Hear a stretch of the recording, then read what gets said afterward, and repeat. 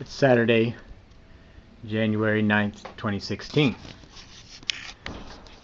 Thought I would do a walkthrough. We have been working on the house. The latest thing is the floor. So we'll just walk along here on the cluttered porch to the front door.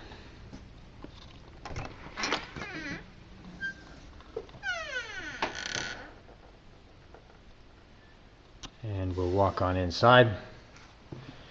You can see that's the living room. These windows. Close the door behind me. So the last thing has been sanding floors, and now they're sanded. Just some cleaning things to do in order to be able to oil it. I wanted to make sure and document the what it looks like before and after. The living room is beech, some of it's spalted. Give you an example of that. Look at some of the spalted wood. Some people pay extra for spalted wood, and it's actually, I mean, it's still strong. It's not rotted or anything. It's just had some fungus bacteria get into it, and it creates that look. The rest of the room, from the living room about where the posts are, is oak. We'll come down and you can see the division. I'll point it out. This one is beech, and then from here on that way is oak. And there's just a slight difference. Probably when it's oiled it'll show up more. Just going across the floor. This is looking from the living room. I'll back up for a wider shot. From the living room to the dining area in front of that window, where all the tools and things are sitting, is where the hearth will be, next to the chimney. And the kitchen is just around the other side of the chimney. Of course, I will walk that way. There's the door we just came in. Okay, pan around. Stairs. And this is the master bedroom across through here.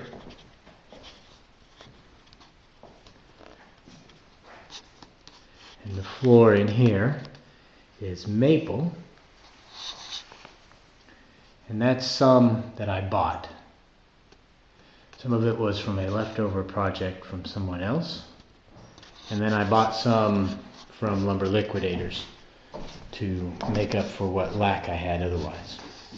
Bathroom and closet over there on that wall. All of the windowsills in the house are maple, and they fit in there around the bales. And with a rounded front edge. I will, as you can see, there is a place where the plaster is cracked, and all of this has to be trimmed out. And I have ideas for how to do that. Along the base of the walls, the floor, it will be baseboard. It'll cover up some of those cracks and things. It will go around the posts and things. One of the challenges I do have, don't get you dizzy here, is exterior doors. Here I can do some baseboard and things, but then at this point will require a little bit of creativity, and I'll show that to you whenever I do it. It won't be too bad. I have ideas. Some of the other doors will be more of a challenge. For instance, I'll show you this one. Move a broom. This is the front door. Again, you can see some plaster crack. There is a board in here for nailing baseboard to all along the edge of the walls. And here I put it at a 45. And then it comes around here and you can see the curve of that wall. And so there isn't room for a full width baseboard either, because the door would run into it. So there I have to get a little creative. And again, I have a couple ideas and I'll have to play with it when I actually get to it. Which isn't yet. And that's not till we've done the floors and framed the doorways. This is the side of the stairs. I still have to do the other one of those on up. Just haven't gotten that done yet. Okay, from the corner of the stairs, I look back toward the kitchen. And all of this in here, this floor is oak.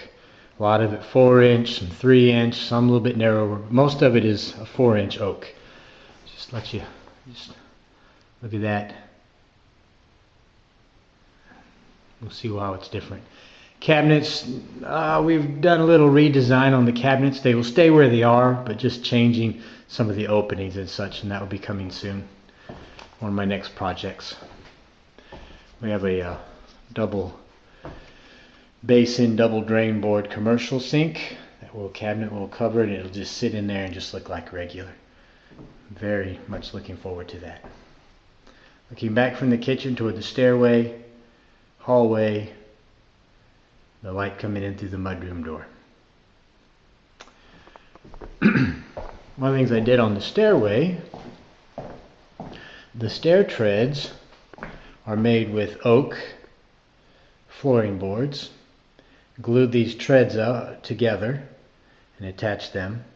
The risers, as you'll see, run vertical, and this again is more of the flooring. And these were some of the scraps, the things that I had culled out or that were cut off the ends that were too short for other uses. And so they make the risers. Okay, so we take up several steps to a small landing. It turns to the left and goes on up. That is a linen closet yet to be finished, and a cabinet above. Doorway to the main bathroom with some things stored in it. A little darker here. I would show you in here, but I have no light, so you have to look at the pictures. That's the pantry. Okay, we come down to the back door, which goes out on the porch, and what will be the guest room.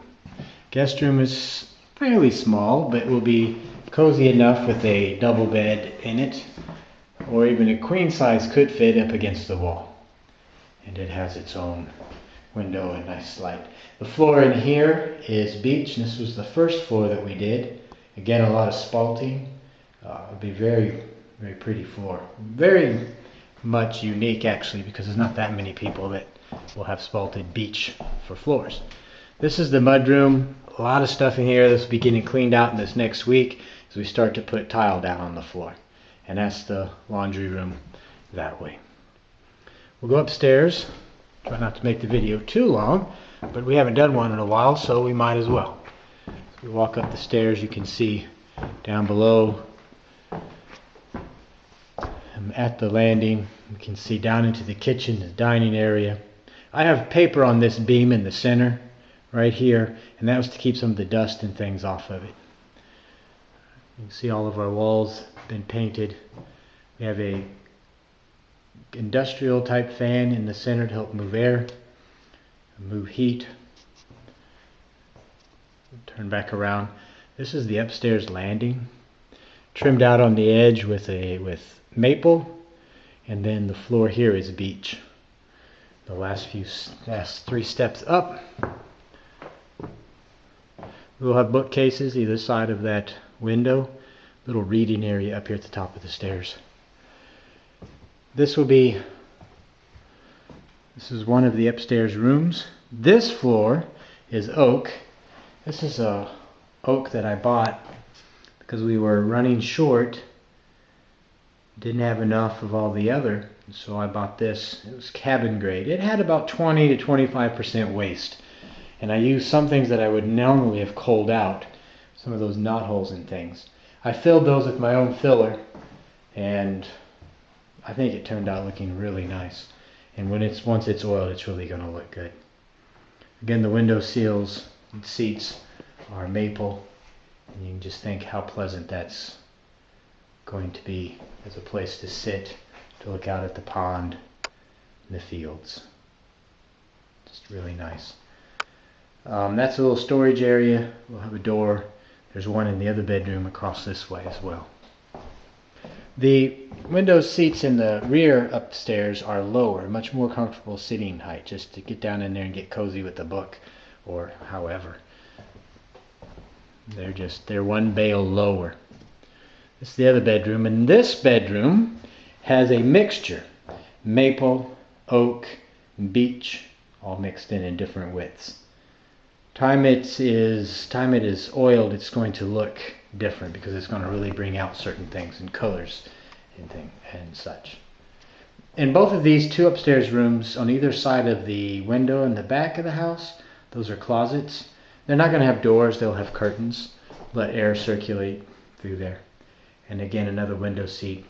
And out there we have a view toward the barn and the ridge out. So again, very cozy place to sit and just to enjoy. So that's pretty much where things are. We'll do another walkthrough, a quick one, after we have oiled the floors. And we're using hemp seed oil, which is a drying oil. It will dry in a couple weeks, depending how cold it is here. And it'll really bring out some of the grain, the texture, the colors in the wood. It should really be something. And back down the stairs, one last look across the great room. All of this, it required quite a bit of sanding. I have a floor sander I borrowed from a friend, and some of these boards, there was a pretty good difference in height of the boards, so there was a lot to get to smooth it down, to get it to where it is a smooth surface. No differences in heights. I took it down from 24 grit to 36, 60 to 80 to 100 grit, and then a final quick one with palm sanders at 120 grit, running over it just to smooth it out. A little bit more cleaning, and then we'll oil it. We'll come back and show you what that's like. That's all for now.